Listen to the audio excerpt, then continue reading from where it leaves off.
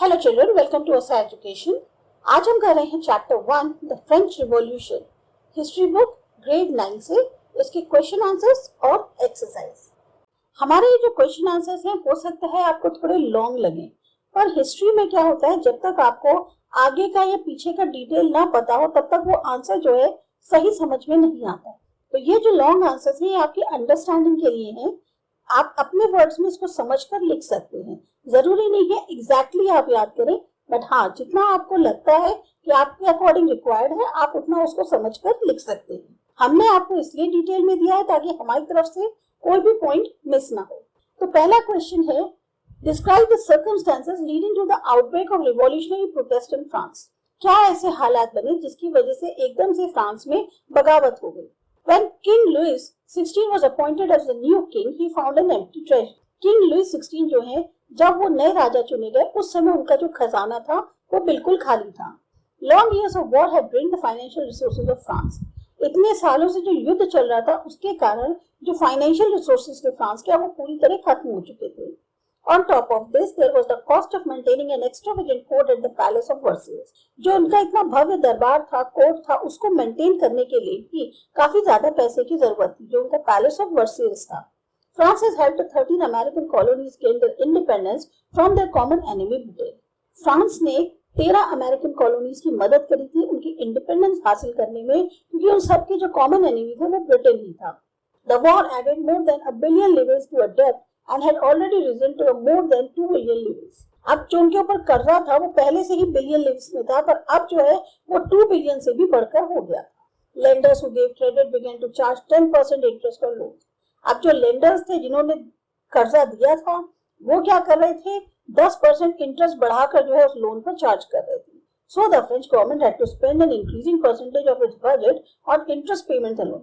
अब French government ऐसे में क्या करे, उसको मजबूरी में उसका जो बजट का खर्चा था उसको सिर्फ और सिर्फ इस इंटरेस्ट के पेमेंट पे ही जो लोन चुकाना था उसका इंटरेस्ट देने में ही उसका जो है आधे से ज्यादा बजट निकला जा रहा था। To meet its regular expenses, such a cost of maintaining and arming the court, governmental offices and universities were increasingly becoming difficult. अब जो आमतौर पे रोज के खर्चे होते हैं उनको पूरा करने के लिए भी, जैसे अब आर्मी मेंटेन करनी है, कोर्ट मेंटेन करना है, गवर्नमेंट ऑफिसेज हैं, यूनिवर्सिटीज हैं, इन सबको मेंटेन करना, इनका खर्चा बहुत ज्यादा बढ़ता जा रहा था। तो फ्रेंच गवर्नमेंट को बहुत मुश्किल हो रही थी। Raising taxes did not suffice because the French society was divided into 3 estates and the only third estate had to pay taxes. Tax बढ़ाने से भी जो है काफी नहीं था, क्योंकि फ्रेंच सोसाइटी 3 एस्टेट्स में डिवाइडेड थी, जिसमें जो सिर्फ थर्ड एस्टेट थी वो ही क्या कहते हैं टैक्स पे करती थी। The first and the second estate did not pay any taxes. पहले ही और सेकंड एस्टेट में जो लोग आते थे वो क्योंकि एलिट लोग थे इसलिए वो क्या कहते हैं कोई टैक्स देते ही नहीं थे। The population of France was also growing massively. अब पॉपुलेशन भी फ्रांस की बढ़ती जा रही थी। This led to a rapid increase in the demand of food grains. नतीजा क्या हुआ, जो अनाज है अब उसकी डिमांड तेजी से बढ़ने लग गई। Production of grains could not keep pace with demand. Grains का जो उत्पादन हो रहा था वो डिमांड से पूरा नहीं हो पा रहा था, मतलब जितनी डिमांड थी उतना अनाज नहीं मिल रहा था। So the price of bread, which has staple diet of the majority, rose rapidly. अब ब्रेड के जो दाम थे, जो बेसिक फूड है लोगों का, अब उसके दाम जो है बहुत तेजी से बढ़ रहे थे। Most workers were employed as laborers in workshops whose owner fixed their wages, but the wages did not keep their pace with the rise in the prices. जो वर्कर्स थे वो ज्यादातर एम्प्लॉय थे लेबर के तौर पे वर्कशॉप्स में, जिनके फिक्स तनख्वाह मिलती थी। अब वो जो पैसे मिलते थे वो इतने नहीं थे कि उनकी प्राइसेस से जो वो है ब्रेड वगैरह खरीद पाए। So the gap between the rich and the poor widened. ऐसे नतीजा क्या हुआ, जो गैप था रिच और पुअर के बीच में वो बढ़ गया। All these factors led to the outbreak of French revolution. इसी के कारण जो है फ्रेंच रिवॉल्यूशन जो है बहुत तेजी से एकदम से आउटबर्स्ट हो गया। नेक्स्ट क्वेश्चन है, which group of French society benefited from the revolution. ये जो रिवॉल्यूशन हुआ, आंदोलन हुआ, इससे सबसे ज्यादा कौन से ग्रुप को फायदा हुआ फ्रेंच सोसाइटी के अंदर? Which groups were forced to relinquish power. किस ग्रुप को मजबूर किया गया कि वो अपनी जो पावर है उसे छोड़ दें? Which section society would have been disappointed with the outcome of the revolution. कौन सा ऐसा सेक्शन था सोसाइटी का जो काफी मायूस था जब ये रिवॉल्यूशन ब्रेक हुआ है? French society was divided into 3 estates. 3 estates में divided थी। Third estate benefited the most. सबसे ज्यादा जो फायदा हुआ वो तीसरी estate को हुआ। The third estate consists of the peasants, artisans, small peasants, landless laborers, servants, big businessman, merchants, court officers, lawyers etcetera. जो थर्ड एस्टेट थी वो मेनली वर्किंग क्लास थी, जैसे कि आपके पीजेंट्स हो गए, छोटे छोटे किसान हैं, आम जनता है, कारीगर हैं, या क्या कहते हैं वो मजदूर हैं जिनके पास खुद की जमीनें नहीं हैं, सर्वेंट्स हो गए, थोड़े बहुत बड़े बिजनेसमैन हो गए, मर्चेंट्स हो गए, इसी तरह से कोर्ट के ऑफिशियल्स हो गए, लॉयर्स हैं, ये सब जो है थर्ड एस्टेट में आते थे। The group that was forced to relinquish power were the people belonging to the first and the second state. जिस ग्रुप को मजबूर किया गया कि वो अपनी पावर छोड़ दे, वो लोग थे जो फर्स्ट और सेकंड एस्टेट को बिलोंग करते थे। The people had enjoyed certain privileges by birth. ये जो लोग थे इनको बाय बर्थ से जो है कुछ खास बेनिफिट्स मिल रहे थे, फैसिलिटीज मिल रही थी जो ये एंजॉय कर रहे थे। With the revolution, the people in the first and the second estate lost their privileges. पर जब ये रिवॉल्यूशन हुआ, उससे जो फर्स्ट और सेकंड एस्टेट के लोग थे उनको इन बेनिफिट से जो है फैसिलिटीज से हाथ धोना पड़ा। Because inequality was one of the root cause of the revolution tried to bring equality to society. अब क्योंकि सबसे बड़ा जो प्रॉब्लम था वो ये था कि असमानता थी और इसी के कारण जो है ये रिवॉल्यूशन हुआ था। तो ये जो रिवॉल्यूशन था इसका मेन पर्पस ये था कि सोसाइटी में जो है समाज में एक समानता आ जाए। नेक्स्ट क्वेश्चन है कि describe the legacy of the French revolution for the peoples of the world during the 19th and 20th century. जो फ्रेंच रिवॉल्यूशन था उसकी ऐसी क्या लेगेसी थी, ऐसी वो क्या चीज जो है उसने करी फ्रेंच रिवॉल्यूशन ने, विरासत कह लो, संपदा कह लो, क्या ऐसी बात थी उसमें पूरी दुनिया के जो लोग थे उनके लिए 19th और 20th सेंचुरी के अंदर। The ideas of liberty and democratic rights are the most important legacies of the French Revolution. जो फ्रेंच रिवॉल्यूशन था वो बेसिकली समाज में समानता लाने के लिए था, इसीलिए जो उनके विचार थे लिबर्टी के और डेमोक्रेटिक राइट्स के, ये सबसे महत्वपूर्ण लेगेसी मानी गई फ्रेंच रिवॉल्यूशन की। They spread from France to the rest of the Europe during the 19th century, where feudal system was abolished. पूरे फ्रांस से लेके ये जितना भी यूरोप था सबके अंदर 19th सेंचुरी में ये जो आइडियाज थे लिबर्टी और डेमोक्रेटिक राइट्स के ये फैल गए और जो फ्यूडल सिस्टम था वो पूरी तरह खत्म कर दिया गया। Colonized people revoked the idea of freedom from bondage into their movements to create a sovereign nation state. अब जो कॉलोनाइज लोग थे यानी कि उन लोगों ने क्या किया, ये जो आइडिया था उनका फ्रीडम का कि उनको आज़ादी पानी है बॉन्डेज से, उन्होंने जो है अपने फिर दोबारा इस फ्रीडम के आइडिया पे वर्क किया, अपने मूवमेंट्स में उसको लेके आए ताकि एक सोवरेन नेशन स्टेट बना सकें।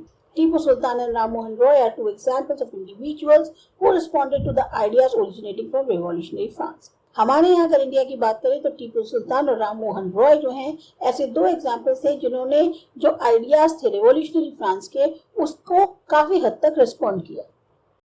अब नेक्स्ट क्वेश्चन है कि draw up a list of democratic rights we enjoy today whose origin could be traced to the French Revolution. कौन सी ऐसी लिस्ट है आपको बतानी है डेमोक्रेटिक राइट्स की जो हम आज एंजॉय करते हैं और हम इसका कह सकते हैं कि ओरिजिन जो है वो शायद फ्रेंच रिवॉल्यूशन से हम इसका मान सकते। तो वो जो लिस्ट है डेमोक्रेटिक राइट्स की वो है freedom of speech, freedom of expression, freedom of press, abolition of censorship, right to vote, abolition of slavery, right to liberty, right to property, right to security, right to education और divorce loss.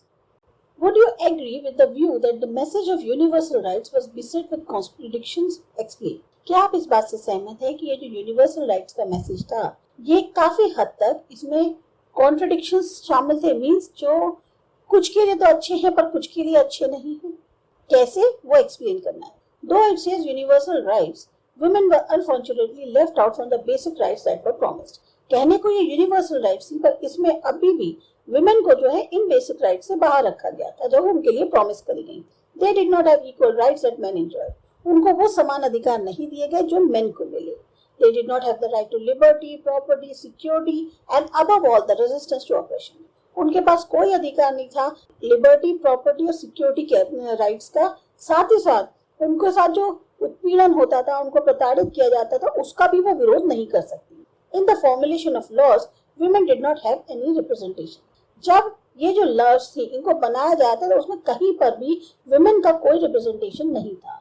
Women were not entitled to all the honors and public employment according to their ability. ना ही women को जो है कोई भी सम्मान दिया जाएगा, ना पब्लिक एम्प्लॉयमेंट दिया जाएगा, जो उनकी क्षमता है उसके अकॉर्डिंग उनको कहीं पर भी कोई इस तरह का ऑनर या पब्लिक एम्प्लॉयमेंट नहीं दिया जाएगा। तो ये जो है एक तरह से उनकी यूनिवर्सल राइट्स तो थी पर उसमें कुछ खामियां भी थी।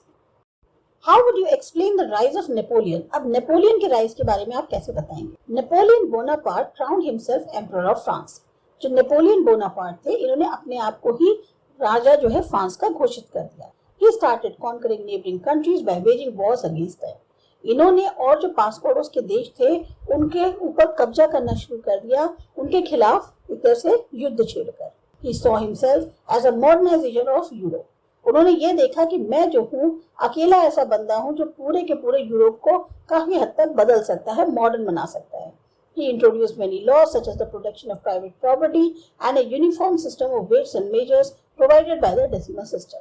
ये कई लॉज लेकर आए इन्होंने जो है, जैसे एग्जाम्पल के तौर पे प्राइवेट प्रॉपर्टी के प्रोटेक्शन के लिए इन्होंने लॉज बनाए, साथ ही साथ जो वेट्स और मेजर्स का एक यूनिफॉर्म सिस्टम बनाया गया जिसको कि डेसिमल सिस्टम के साथ यूज किया जाता था। Many of his measures carried the revolutionary ideas of liberty and modern laws to other parts of the Europe. इनके बहुत सारे ऐसे कदम थे जो लिबर्टी और क्या कहते हैं उसके इक्वालिटी के जो आइडियाज थे, रिवॉल्यूशनरी आइडियाज, उनको आगे बढ़ाया। साथ ही साथ जो मॉडर्न लॉज हैं उनको कंट्री के या यूरोप के दूसरे हिस्से में भी पहुंचाया। This had a positive impact on people long after it was dethroned as an emperor, but he was finally defeated in the Battle of Waterloo. लोगों पर इनकी उस चीज का एक पॉजिटिव प्रभाव पड़ा।